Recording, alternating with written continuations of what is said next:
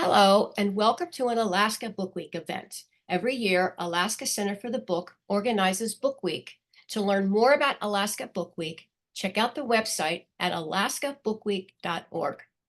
You will find other recorded events that focus on books about Alaska and books by Alaska authors.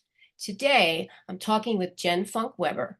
According to her bio on her website, she began writing professionally while working as a winter caretaker for remote lodges in Alaska, often passing 6 months or more with no electricity, running water, or human neighbors.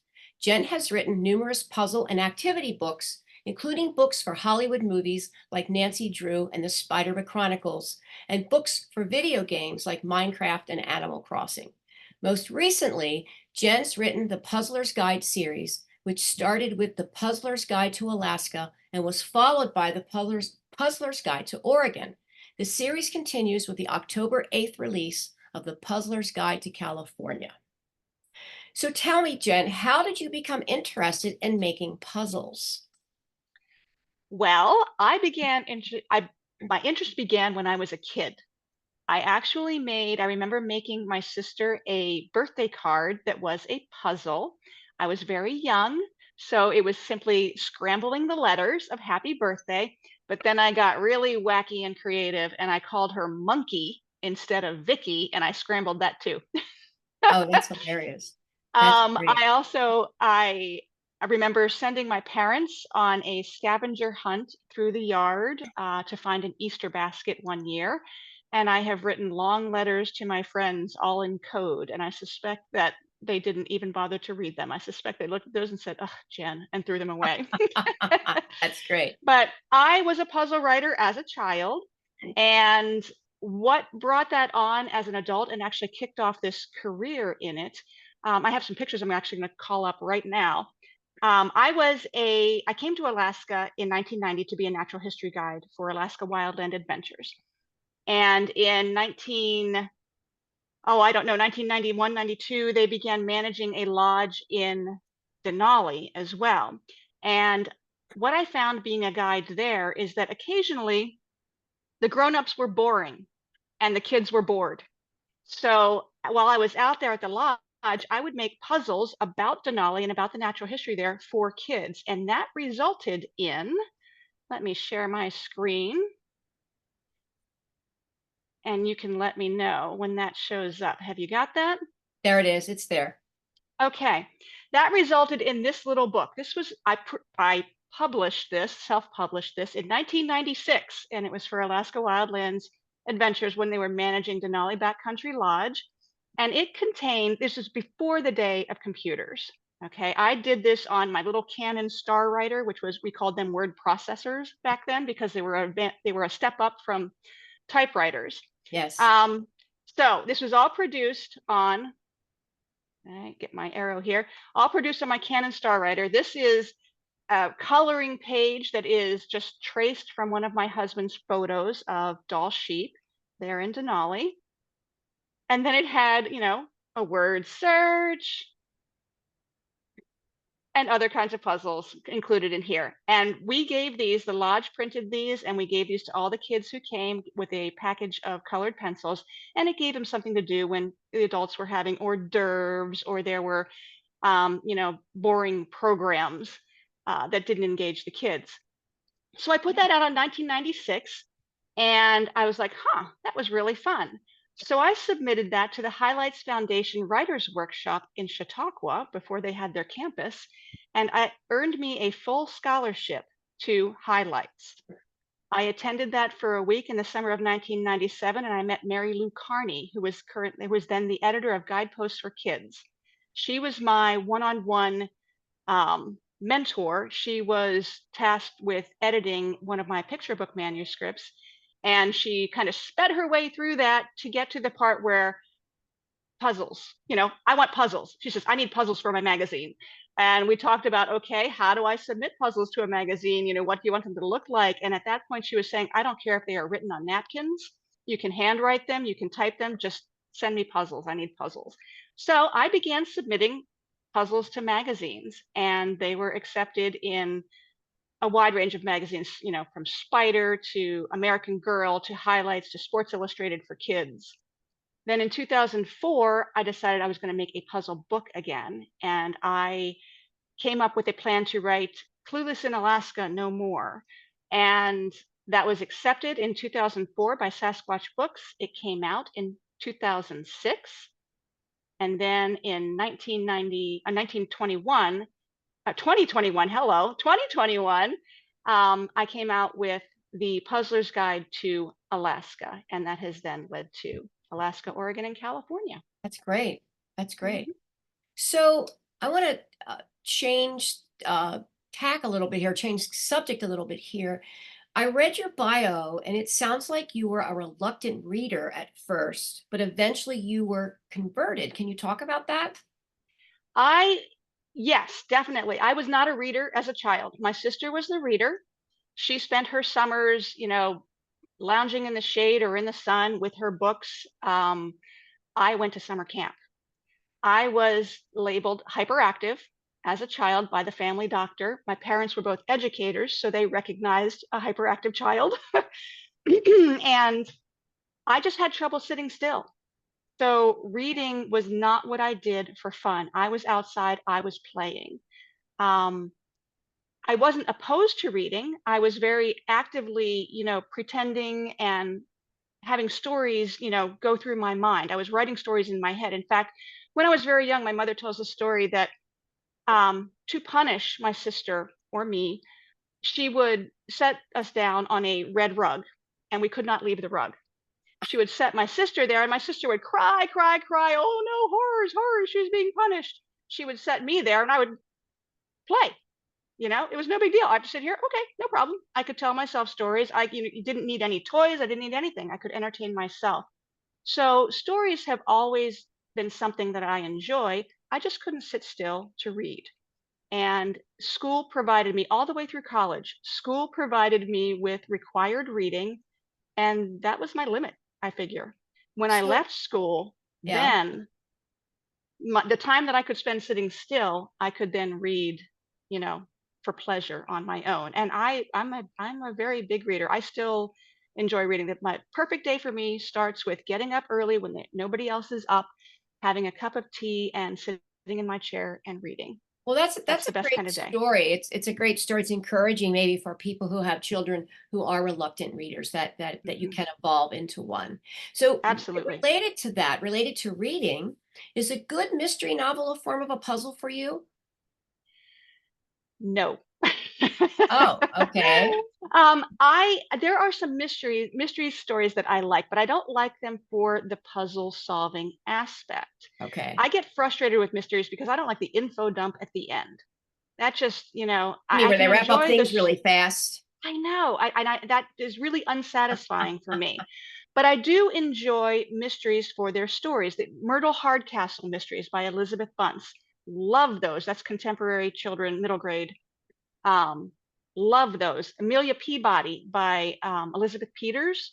Uh-huh. I like those, but I like the Egyptology that surrounds that series. Okay. Um, Yeah. Yeah. and Sometimes it's Hope yeah. Clark Right. is another adult mystery writer who I enjoy, but I have followed Hope for years, and it's Hope that I like most, I think.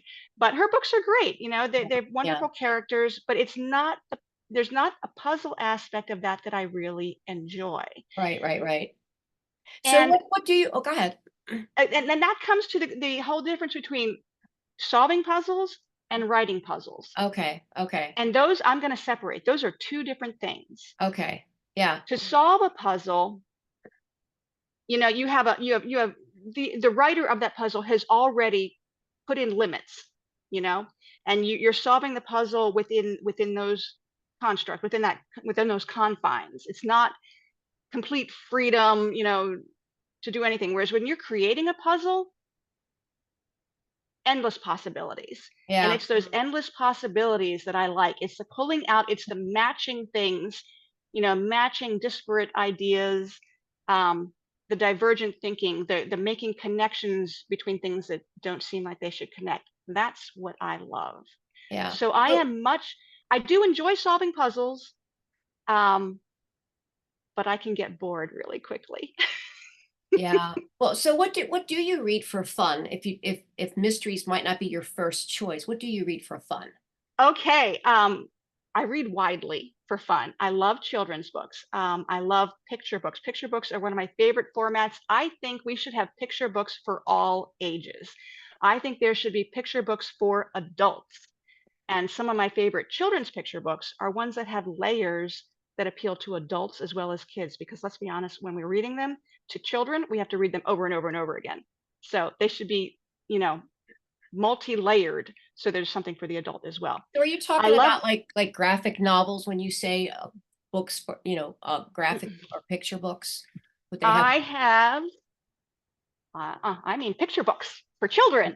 I actually that's people want to know what you read. So here's one of my favorites. Out of the Woods by Rebecca Bond. And it's a children's picture book. It's a hardcover children's picture book. This is nonfiction. It is a true story and it is out of this world. And it's something that it has to do with nature. I'm not going to give it away. Everybody should go out and find this book.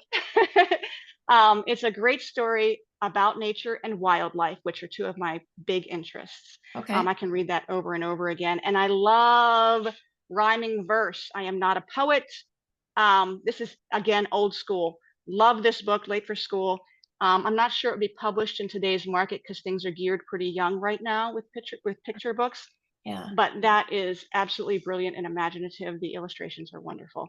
Love that. So picture books are Okay. some of my favorites. Oh, great. And Okay. I enjoy reading Okay. them.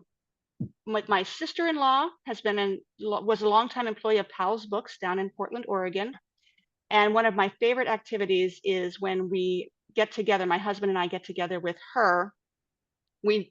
Whenever we're together, my goal is to read 100 picture books.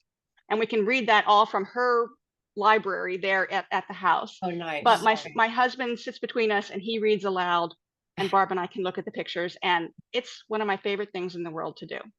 All So those years of caretaking, yeah, and yeah, yeah, my yeah. husband read aloud. We shared books that way. But some of my other favorite books, I love adult short stories, and McSweeney's is their, what's that one called? Internet Tendency is online. Quarterly Concern. I am a subscriber to McSweeney's. I love their short stories. Um, and I'm a love them and leave them reader, which means that I read a book, I can absolutely love it, and then 2 days later, forget it. I do sometimes read books twice. I get into them and I'm like, I've read this before, but there's enough that I don't remember that it's worthwhile to read it a second time. I also choose books because of the way they look and they feel. I Uh-huh. like print books. I do. I listen to audiobooks. Yeah. Again, I can do that while I'm being hyper and doing other things.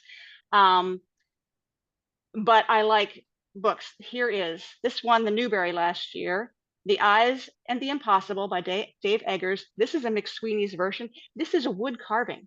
Oh, wow. This book is beautiful. I sat and I looked at this book for months. I'm just now reading it. This is what I'm reading right now at night is Okay. this book.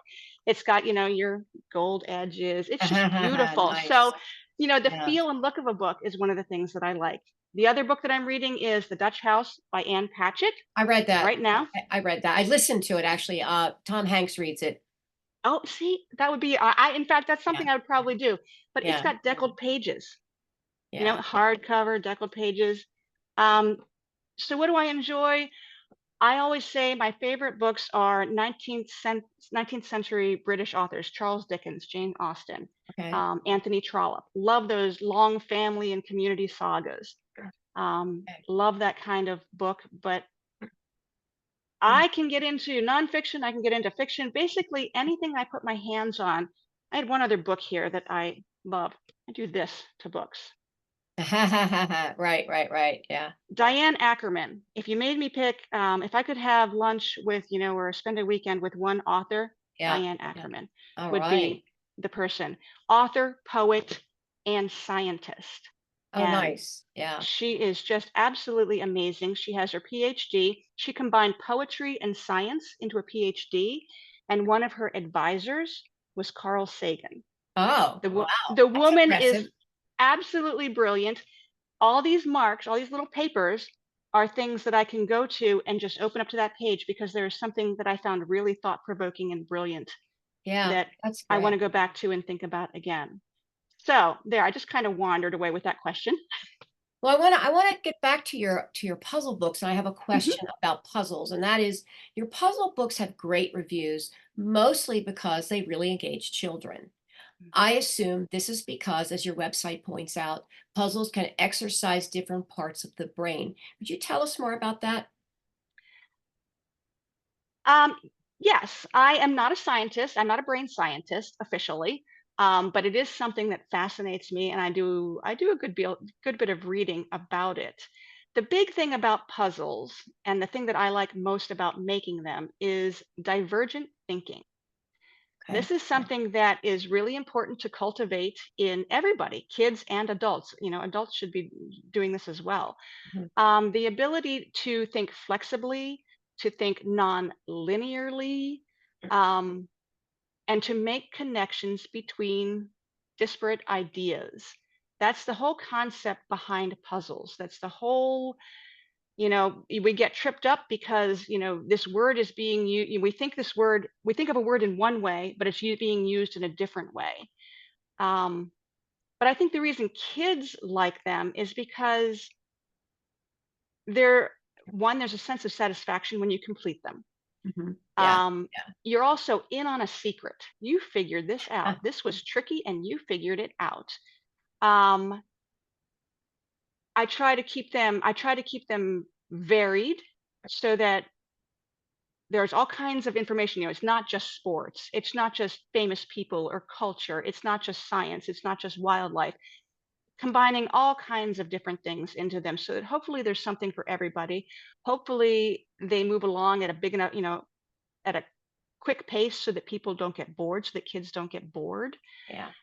But yeah, they use all kinds of skills. I try to keep in mind, using math skills, using logic skills, using reading skills, reading comprehension, vocabulary, all kinds of different thinking outside the box concepts, which is, it's great for developing critical thinking, developing thinking in general. Puzzles teach us how to think, not what to think, but how to think.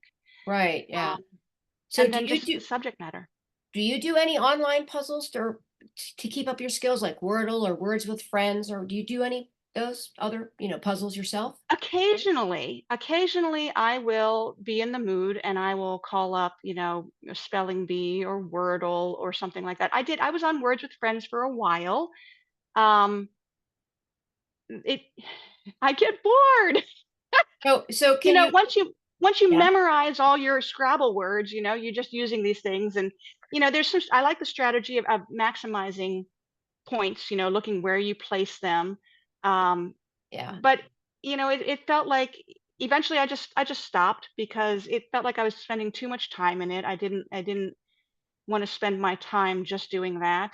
I Right. do enjoy sitting down with the Wordle very occasionally with my husband. Again, we tend to do them together. Uh-huh. And one of the best parts is coming up with the first word. I know people use the same first word over and over again, but nope, Yeah. not going to do that. That again, I get bored. So we try to come up with a five-letter word that is relevant to the day and the moment, Okay. and coming up with that word is an enormous little bit of fun, Yeah. and then Yeah. you have to try you sometimes you pick a really lousy word and okay, you got to make it from there. And the Quordles, the one with the four wordles, I enjoy that one too, just because again, we start with a weird word, a relevant weird word, and then you try and see what you can do.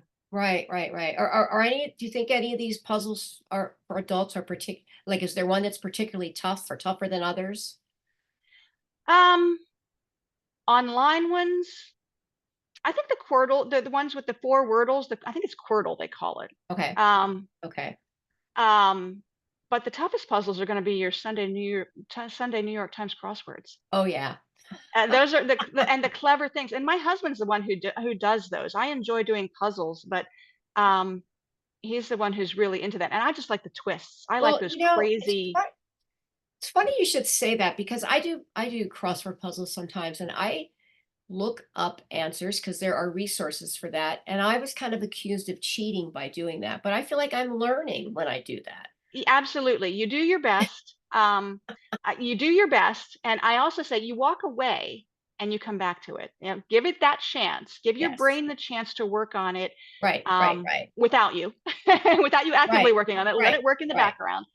So Yeah. you try it, you go away, you come back, you try it again, and at that point, then yeah. And my husband will do the same. Like he'll go back, he'll put his hand over the puzzle, and then he'll just, so he doesn't accidentally see something, and then he'll get it to the place where, okay, just this letter, even, just I want that letter. Okay, give me that letter and see if that will do something for me. Right, right, right. Um, Yeah. so absolutely, I am not at all opposed to cheating, as some sticklers will say. Do what you got to do to solve the puzzle. I am all for that. That's Well, why we have answer keys. I want to switch gears here for a second. I see that your puzzle books include games, jokes, fun facts, and trivia. Mhm. How do you write jokes for children? I mean, that's a different genre from puzzles. Right. Um, okay, I'm going to actually argue with you and say it's not a separate genre Okay, because okay. wordplay.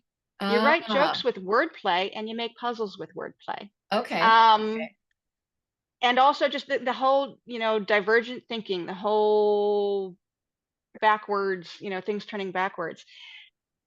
I don't spend a lot of time, only when I'm filling holes in the book.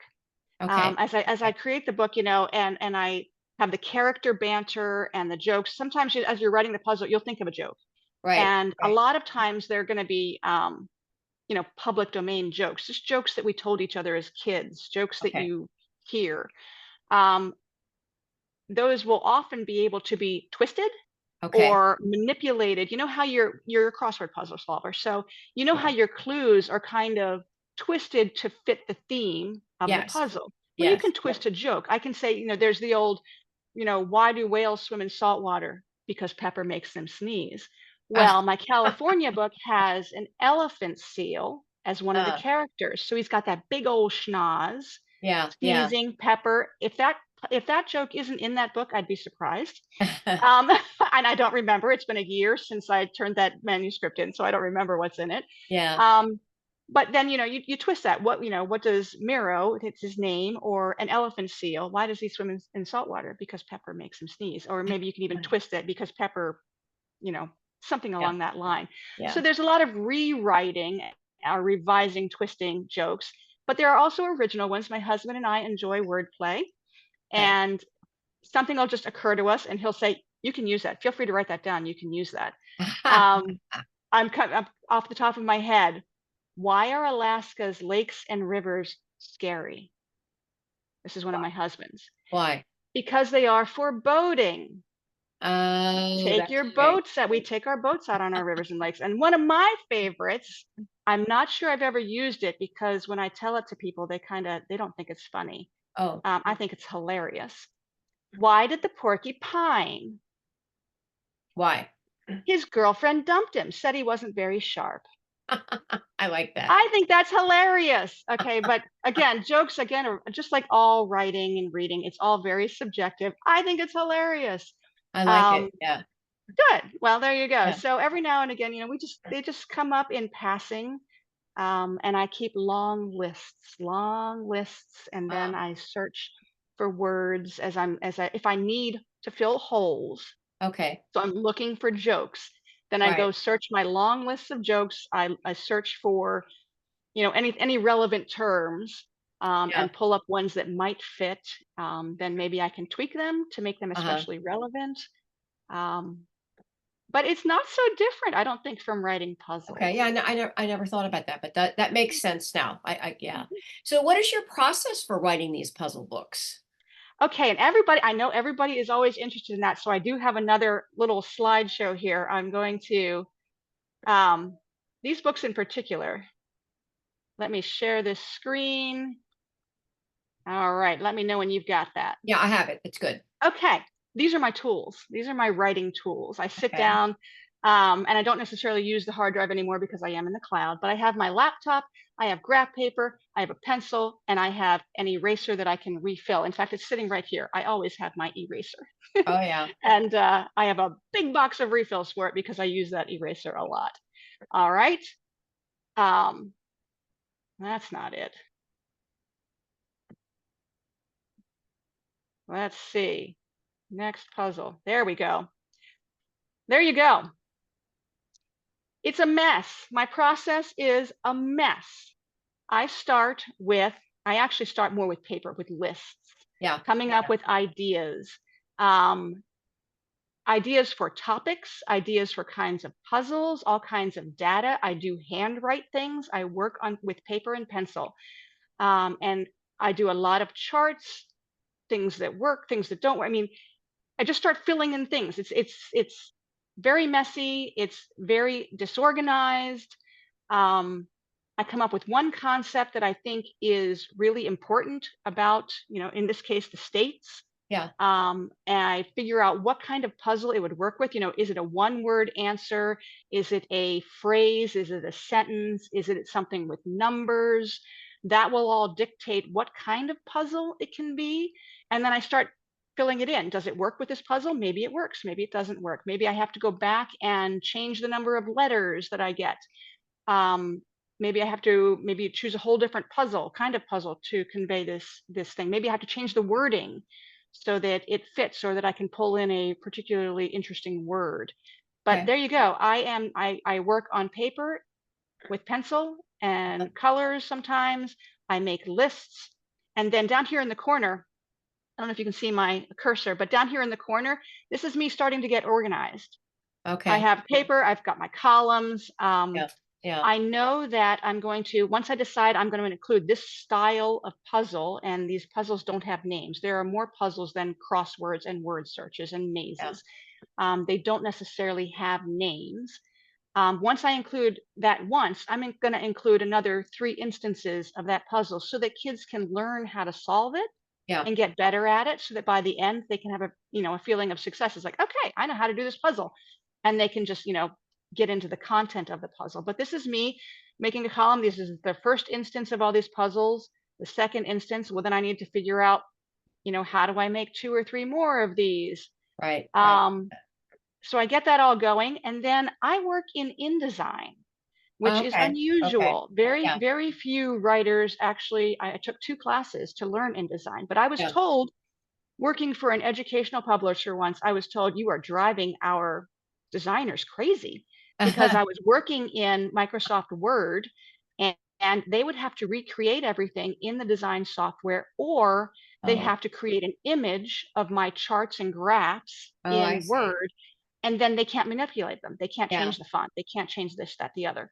So I said, okay, I will learn to work in InDesign. And then the designer, when she gets it, she can change everything. She can change the font, she can change the line, every little line she can change. So Okay. I work in InDesign, and this is what it looks like. This is what I turned in. That I print everything out and I solve it. By the time I have created a book, I've forgotten what all these things are. I can look at these puzzles and say, like, I don't know what the answer is. Yeah. Yeah. And I Yeah. actually have to solve them. So I print them out, I solve them and edit them. It goes to editing at the publisher, and you can Yeah. see it gets all marked up. They make all kinds of comments. They tell me, well, that's a ridiculously lame title. Do better. Oh, okay. Okay. Bald eagle bash. She's just like, ooh, it sounds violent. It sounds like you're Oh, doing something wow. That's horrible to interesting. eagles. Yeah. And that then became bald eagle banquet. Oh, So that's funny. Okay. good Wow. job. Good job, editors. Editors are wonderful people, and I really appreciate them. This is when it comes back from the designer, and then suddenly it starts to look like Okay. something impressive, and something real and interesting. Okay. Um, and there you go. That became the Puzzler's Guide to Alaska. Wow. And that's the process it is for everything. It's very messy. A lot of writers are intimidated or stymied by the blank page. Yeah. That is the Yeah. highlight for me, Oh, because that's great. that is anything is possible. Um, you can Yeah. start. Yeah, I mean, just the whole the brainstorming stage, being able to go anywhere. That is just really inviting to That's me, and I good because love being in that place. that can be very tense. So I see that you have an enthusiasm for places and puzzles. And I say that because of the puzzle books you've created that focus on Alaska, California, and Oregon. Mhm. And I think that's a great way to help students learn about this state. Are you planning to have a puzzle book for each state? I would love to have a puzzle book for each state. That's gonna be up to the publisher though, because Okay. I am not gonna self-publish. That is not for me. I don't have the marketing chops Yeah. Yeah. to self-publish. But if there's a publisher who wants to do this, I can do them a lot faster than these have been done. The publisher that started this process was sold. So I have Oh, already worked with a second publisher here for just these first three. yeah. Um, but I would love to create more. And traveling is one of my favorite things in the world to do. It's what brought me to Alaska. It takes me to all of the states.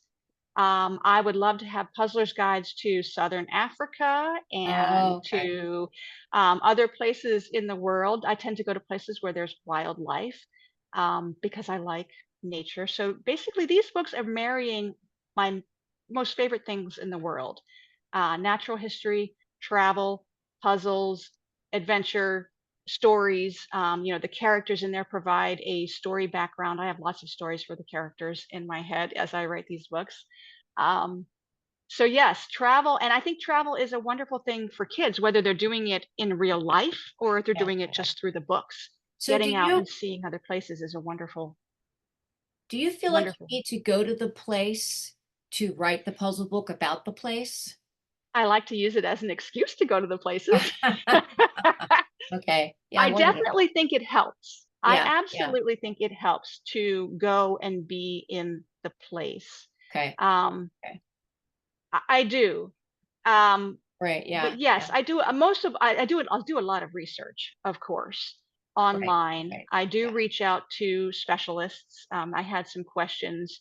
I reached out for the California book. I reached out to a volcanologist, Oh, um, a question about some volcanoes yeah. down there, and we went back and forth a few times, just confirming that I what I had was right. And it was a very specific detail that probably doesn't matter, but I wanted to Yeah. make sure that Yeah. I had it right.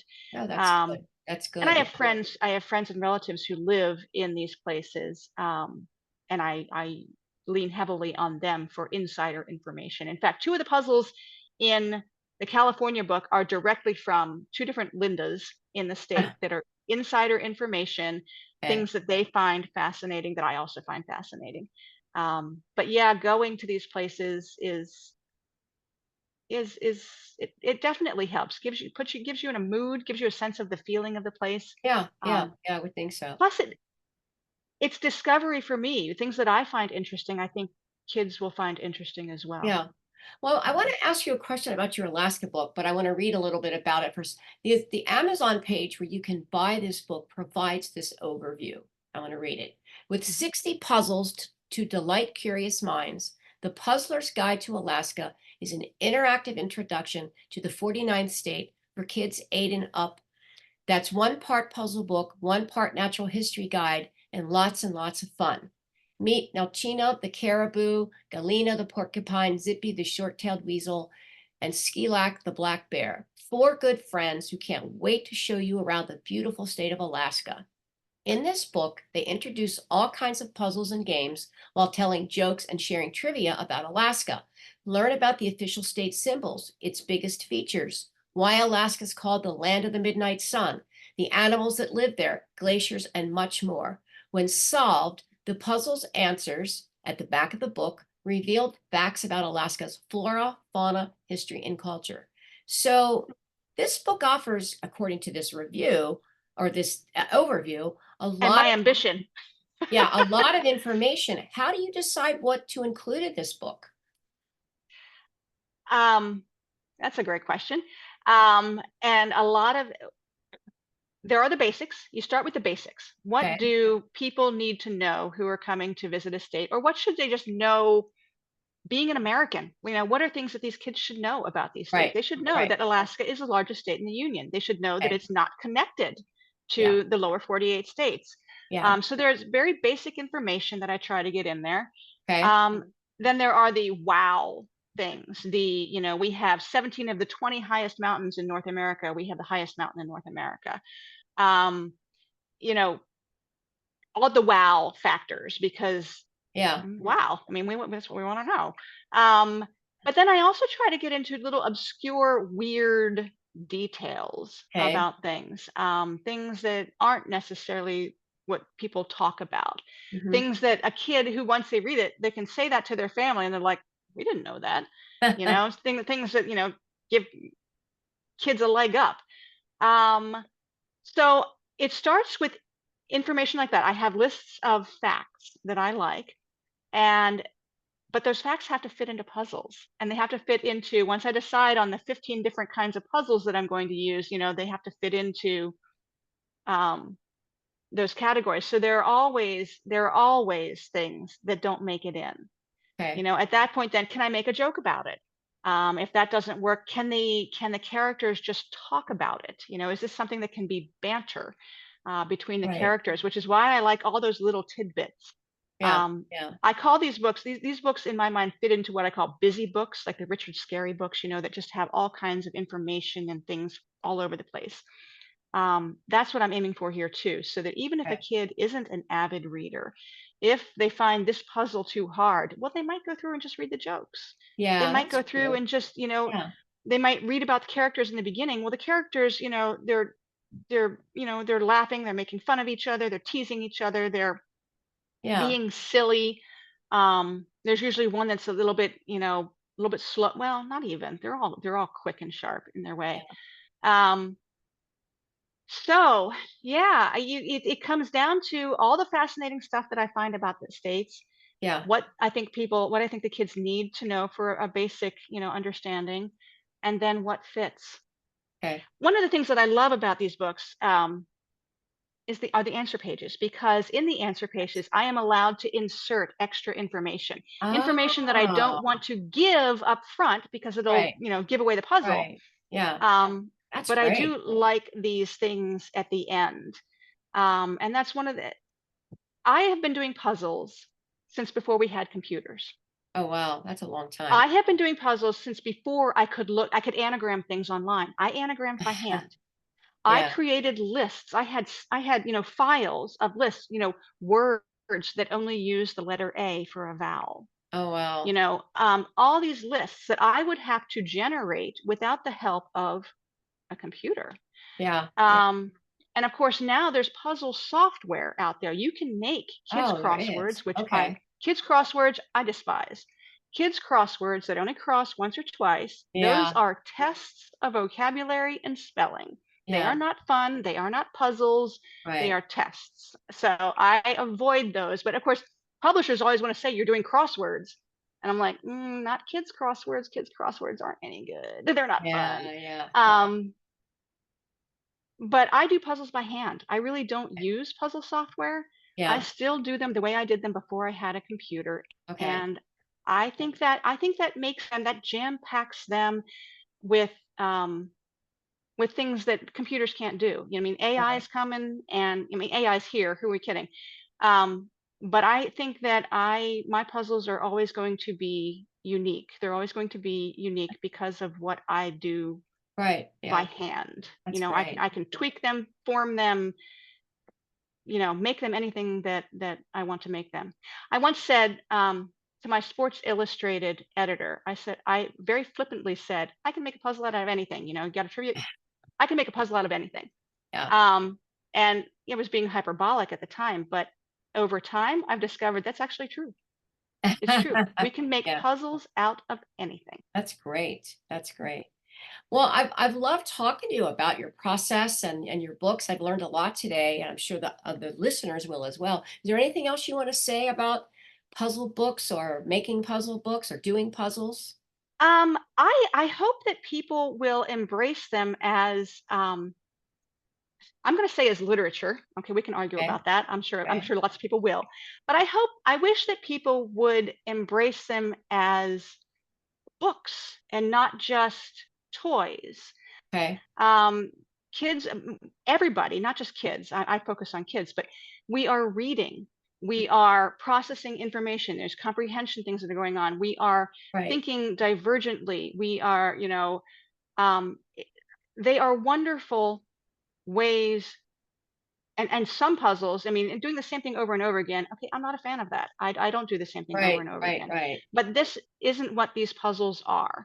And Okay. I'm sure I'm not the only one who's doing this. I'm sure there are other puzzle writers out there who are doing this kind of thing. But Right. find these kinds of puzzles and treat them like books. And I'd like to see these included with informational nonfiction for kids. I'd like Okay. to see them Okay. see this posted for awards, be part of, um, battle of the books, you know? Oh, okay. Make Yeah. this a Yeah. battle of the book, because they aren't. I don't fit in anywhere, you know? I'm not doing Yeah. read Yeah. alouds. I'm not doing, it's like it feels like these kinds of books are overlooked as Okay. books. Well, they're So also there, good that would teaching tools, teaching about the states and things like that, and I in a do fun happen to way. like, yeah, I happen to like, I mean, I think fiction teaches. Um, but yeah, these are definitely fact-based, and that's my favorite thing is to take the amazing things in the world and turn them into Right. Right. silly, crazy, wild, fun puzzles. Well, I hope you keep doing that. And I hope someday we have a puzzle book for each state or each place or whatever. That will be fun. I would love that. Your lips to publishers' ears. And of course, you know what? It's gonna depend on sales too. Yeah. Yeah. Whether a publisher will continue the series, or publish just other ones. I have a bazillion ideas for puzzle books. I can create puzzle books That's till great. my dying day. Well, as long as I have my mental health. Aha. Well, thank you for all of your information today, and thank you for participating in Book Week. Well, thank you so much for this opportunity. I really appreciate it, Trish. It's great to be included as a book writer, and yeah, lots of fun. I love talking about this. Thanks.